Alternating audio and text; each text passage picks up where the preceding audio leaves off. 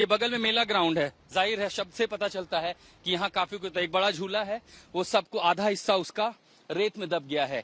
ये water treatment plant लग रहा है। अब यहाँ वाटर क्या ट्रीट होगा, सिर्फ और सिर्फ गंदा पानी। यहाँ क्या होता था, वाटर बॉक्स। अच्छा, पानी साफ कर, हाँ जी, गटर का साफ पानी। देखिए सब कुछ बचा है, लेकिन ये कितना ऊंचा हुआ करता है जमीन से, अब कुछ भी नहीं बचा है, सब कुछ पहले से ही डूब चुका है। इसके आगे चलते हैं। यहाँ पर सबसे बड़ा, चूंकि ये खुला इलाका था, तो जो भुंतर के लोग थे वो यहाँ बाजार के लिए आते थे, खरीदारी के लिए आते थे, सब्जियां, कपड़े, साप्ताहिक मार्केट। ये जो पार्किंग है, ये पूरा इलाका बड़ी बड़ी गाड़ियां, ट्रक वगैरह पार्क होती थी। अब इस पार्किंग के पास आपको लग रहा है कि ये जमीन है, इसमें नया क्या है। ये जो जमीन है ये दरअसल सिर्फ और सिर्फ अब रेत से बनी है, लगभग 2 से 3 फीट सब कुछ ऊपर उठ चुका है। लेकिन इसके साथ आगे क्या हुआ, जैसे देखिए जिस रिवर बेड पे मैं चल रहा हूं, ये दरअसल और नीचे होना चाहिए, लेकिन मलबा और सैलाब के साथ जो कुछ भी आया उसके चलते आप यहाँ जो देख पा रहे हैं, आप सिर्फ और सिर्फ तबाही के निशान हैं। और यही की वो तस्वीरें सबसे महत्वपूर्ण है देखना कि जब आप देख रहे थे टेलीविजन पर कि वो कौन सी जगह है जहां से दुकान, मकान सब कुछ एकदम बहते हुए जा रहा है, ढेर सारा मलबा, सामान है, घर के सामान है, कपड़े हैं, वो सब कुछ यही वो इलाका था। इन्हीं बाजारों से नदी अपनी मर्यादा पूरी तरह तोड़ गई और पूरा जो लहरें थी वो उसकी इन किनारों तक आई। आप सोचिए नदी की जो चौड़ाई है, अमूमन तौर पर ये 70 से 80 फीट चौड़ी नदी है, लेकिन जब वो यहां तक गई, उसकी सीमाएं बढ़ी, उसका दायरा बढ़ा और अपने दायरे से आगे जाते ही नदी इन पूरे बाजार को अपने साथ लेकर चली गई। अब यहाँ आप देखिए कि इन दुकानों की क्या बिसात, अगर मोटे मोटे कंक्रीट के स्ट्रक्चर, पत्थर की दीवारें ले गई, तो इन छोटी छोटी जगहों की क्या बिसात। तो देखिए कुछ लोगों का सामान था, दुकानें थी, सब कुछ यहाँ पर बह चुका है। यहाँ पर अब लोग जो कुछ बची खुची चीजें थी उन्हें जमा करने की कोशिश कर रहे हैं, क्योंकि जिंदगी फिर खड़ी करनी है। सैलाब का डर थोड़ा कम हुआ है, लेकिन अभी 24 घंटे और बाकी हैं। फिर बरसात हुई, फिर लहरें उठी, कितना नुकसान हुआ यहाँ पे, दुकान ही बह गई। देखिए अब ये पूरी दुकान थी, दुकान में कितना सामान हो सकता था, और जब ये बह रहे थे वही सारी तस्वीरें तब लोग मोबाइल में कैद कर रहे थे। और जाहिर है ये जो उन्होंने यहाँ पर मंजर देखा है ये वो कभी भूल नहीं पाएंगे। जैसे यहाँ से आगे की ओर बढ़ता हूँ तब पता चलता है कि आखिर नुकसान यहाँ पर कितना हुआ। हाँ, कह रहे हैं जैसे पानी भरा यहाँ पर दुकान वाले डर गए थे और अपना सामान छोड़ के ये किनारे की ओर भागने लगे थे। जाहिर चले गया था ना, इसलिए पानी के ऊपर चले के सर के ऊपर चला गया था, इसलिए हमने भागना पड़ गया।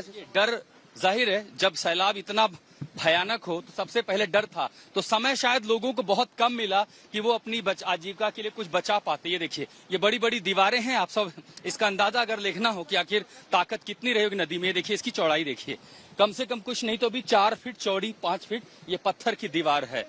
और ये पूरा, और ये बता रहे हैं कि पानी इतना ऊंचा, ये दीवार मुझसे भी ऊंची है, ये लगभग 8 से 9 फीट है और पानी का स्तर लगभग 9 फीट ऊपर तक आया। इसलिए अपने साथ इतनी मोटी मोटी दीवारों को बस यूं ही बहा के ले गया। उसके सामने पत्थर क्या, लोहा क्या। हमेशा कहते हैं कि मनुष्य की सारी कोशिशें, उसके सारे निर्माण प्रकृति की ताकत के आगे बेहद कमजोर हैं। दूसरी तरफ देखिए यहीं आसपास वो गुरुद्वारे की भी तस्वीर है, मणिकर्ण गुरुद्वारा, जहां पर हमने तस्वीरें देखी थी। हालांकि वो आगे के हिस्सों में है, लेकिन इसके साथ साथ बहुत सारे बड़े बड़े पेड़, ऐसे दरख्त, उनको इस तरह उखाड़ दिया इस सैलाब ने कि जैसे उनके अंदर कोई ताकत थी ही नहीं। बहुत एकदम घास के तिनके की तरह सब कुछ उकड़ता चला गया। और सबसे ज्यादा देखिए अभी जो नुकसान है वो संभवतः पूरा हुआ नहीं है, क्योंकि उसके बाद जैसे ही ये यहाँ पर अगर एक और वेव जिसे हम कहते हैं कि अगर बरसात फिर हुई, फिर एक करंट आया, ऊपर से फिर पानी छोड़ा गया, तो स्थिति और मुश्किल हो जाएगी। अब एक आखिरी कोशिश इन लोगों द्वारा हो रही है अपनी जीविका बचाने के लिए, क्योंकि फिर से जिंदगी खड़ी करनी है। लेकिन इस नदी के किनारे पर, जहां पर लोगों का घर था, कारोबार था, रोजगार था, अब सब कुछ तबाह हो चुका है। हम जो कुछ भी देख रहे हैं वो सिर्फ और सिर्फ बर्बादी का यहाँ पर मंजर है। हमारी यात्रा अभी भी जारी है, भुंतर से होते हुए हम कुल्लू की ओर जाएंगे, लेकिन ज्यादा से ज्यादा बदलाव आप कुछ देखेंगे नहीं, क्योंकि यही वो नदी का किनारा है। सैलाब यहाँ पर इतना ही था, पानी इतना ही आया था, और इसके किनारे पर लगभग यहाँ से लेकर के भुंतर से लेकर के कुल्लू तक निर्माण कार्य इसी तरह के हैं। व्यावसायिक प्रतिष्ठान ज्यादा हैं, रिहायशी इलाके हैं, पर्यटन की एक्टिविटीज बहुत ज्यादा होती थी, और इसके चलते ये अंदाजा लगाया जा सकता है कि जो नुकसान है, जब इसका एस्टिमेट होगा वो कहीं ज्यादा होगा। हालांकि एक अच्छी बात रही कि जिंदगियों का नुकसान वैसा नहीं हुआ जैसे कि हम भयानक तस्वीरें सैलाब की देख रहे थे, लेकिन हाँ, नुकसान राज्य का, संपत्ति का, लोगों का, कारोबार, व्यवसाय का बहुत ज्यादा हुआ है।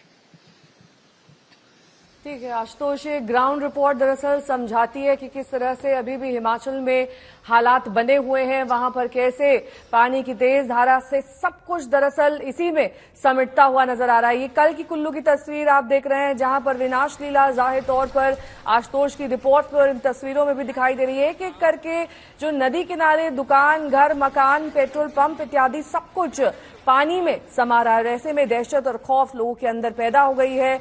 लोग अपने घर छोड़कर जा रहे हैं, दुकानें छोड़कर जा रहे हैं। जो कुछ नदी किनारे बसा है दरअसल वो इस वक्त तबाही का गवाह बन रहा है।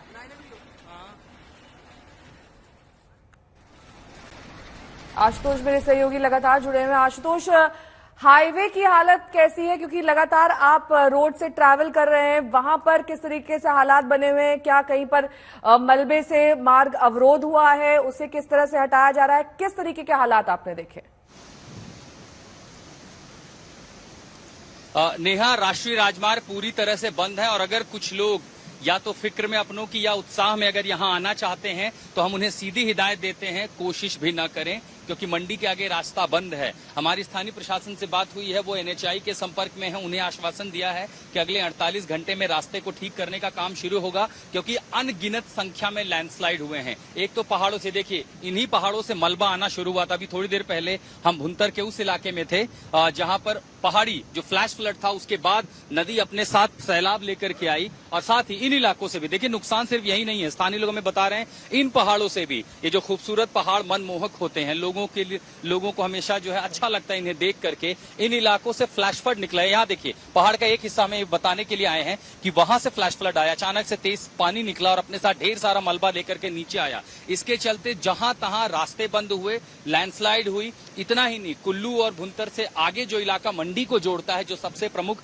राजमार्ग है जहां पर आप अपनी गाड़ियां 60-70 की स्पीड में सरपट दौड़ाते हैं, वहां सड़क के नीचे का हिस्सा जो है वो नदी के साथ खिसक चुका है। और अगर वो खिसक गया तो आप समझिए आधी सड़क उसके साथ बह गई है और बाकी के हिस्से की आधी सड़क बिल्कुल सुरक्षित नहीं है। ऐसे में उसके ऊपर गाड़ी दौड़ाना यानी सीधे मौत का रिस्क लेना है। और इसीलिए हम कह रहे हैं कि देखिए ये इन तस्वीरों को समझिए, पहाड़ों पर आने से बचिए। हमें यहां तक पहुंचने के लिए मंडी से लगभग 3 घंटों की मशक्कत करनी पड़ी है। एक से एक पहाड़ी, कई सारे जगहों पर हमें लैंडस्लाइड देखने को मिले हैं और वो किस तरह हो सकते हैं ये भयानक तस्वीरें बयां करती हैं कि जब पहाड़ों से शुरुआत हुई है, पहाड़ों से पानी नीचे पहुंचा है तो अपने साथ क्या कुछ लेकर के आया होगा। ऐसे ऐसे बड़े दरख्त, आप इनको कम से कम 20 लोग 50 लोग मिलकर भी हिला भी नहीं सकते। ऐसे ऐसे दरख्त हमने रास्तों में देखे हैं जो पहाड़ से गिर करके रास्तों को बंद कर चुके हैं, रास्ते उन्होंने ब्लॉक कर दिए। और जब रास्ते बंद हुए तो अब उन हिस्सों को, क्योंकि एक रास्ता दुरुस्त करना जरूरी है, प्रशासन के लोग हैं वो कोशिश कर रहे हैं कि छोटे छोटे टुकड़ों को हटाया जाए, मिट्टी हटाई जाए। कई जगह सड़क बह गई है तो बहुत पतले, थोड़ा सा रिस्की था, थोड़ा मुश्किल था, लेकिन हमें यहाँ तक आना था। उन कोशिशों के बाद हम यहाँ तक पहुंचे हैं ताकि आपको वास्तविक स्थिति उस एपी सेंटर से दिखा सकें जिसने पूरे हिमाचल प्रदेश के रोंगटे खड़े कर दिए हैं। बीते 2-3 साल से इस राज्य के अलग अलग इलाकों में हम तबाही की तस्वीरें देख रहे हैं, लेकिन ऐसा सितम आएगा ये हिमाचल के लोगों ने नहीं सोचा था, वो भी खासकर उस लाइफलाइन से जो कि यहाँ की जिंदगी की रेखा है। अब आप देखिए दूसरी तरफ जैसे हम जा रहे हैं, अभी भी लोगों में वो डर है, वो दहशत है। जो हमें लोग दिखाई दे रहे हैं वो बस इस कोशिश में है कि घर का कौन सा हिस्सा बचा है उसे बचा लें, क्या सामान बचा लें, जिंदगी आगे चलनी है, नुकसान कितना हुआ। और संभवतः बहुत सारे लोग कोशिश ये करेंगे कि उन किनारों पर रहने ना जाएं। मसलन ये सफेद इमारत में एक बार कोशिश करूंगा जूम करके दिखा सके ना सिर्फ, लेकिन नीचे के पूरा हिस्सा बह गया है।